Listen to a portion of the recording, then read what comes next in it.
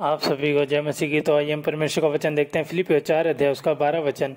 मैं दीन होना भी जानता हूँ और बढ़ना भी जानता हूँ, हर एक बात और सब दशाओं में तृप्त होना, भूखा रहना और बढ़ना घटना सीखा है। परमेश्वर का वचन कहता है कि हम हर एक बात में स्थिर रहना हमने सीखा है परमेश्वर के वचनों के द्वारा। अगर हमने घटना भी सीखा है तो हमने बढ़ना भी सीखा है। हमें पता है हम किस रीति से अगर परमेश्वर में चलेंगे तो हम बढ़ेंगे। अगर अगर हमारे जीवन में गुनाह होंगे या पाप होंगे तो हम घटेंगे। तो हमें हर एक स्थिति में हमें परमेश्वर के वचनों पर निरंतर बने रहना है। उसका वचन देखिए, कहता है कि मैंने हर एक बात में बढ़ना सीखा है, घटना भी सीखा है और बढ़ना भी सीखा है कि मैं किस रीति से परमेश्वर के वचनों में आगे बढ़ सकता हूँ।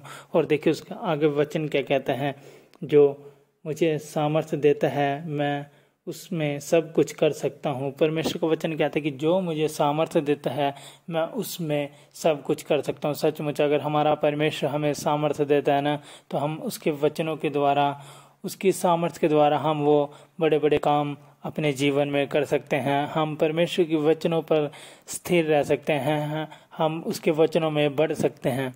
और देखिए उसका आगे वचन क्या कहता है, तो भी तुमने भला किया कि मेरे क्लेश में मेरे सहभागी हो। परमेश्वर का वचन कहता है कि हम मसीह लोग एक दूसरे के क्लेश में भी हम सहभागी होते हैं ना। तो परमेश्वर कहता है कि तुम भले काम करते हुए, सचमुच हम वो भला काम करते हैं। अगर जब हम एक दूसरे के दुख में सहभागी होते हैं और एक दूसरे के लिए निरंतर प्रार्थना में लगे रहते हैं, उनके लिए प्रार्थना करते हैं, तो सचमुच परमेश्वर का वचन हमें यही सिखाता है कि हमें दीन होना भी जानते हैं और हम बढ़ना भी जानते हैं। हर एक बात और हर एक शब्द में, हर एक बातों में हम तृप्त होना भी सीखा है हमने। सचमुच हमने भूखा रहना भी सीख रखा है कि हम भूखा रह के भी हमें खाना ना मिले तो भी हम परमेश्वर की महिमा करते हैं।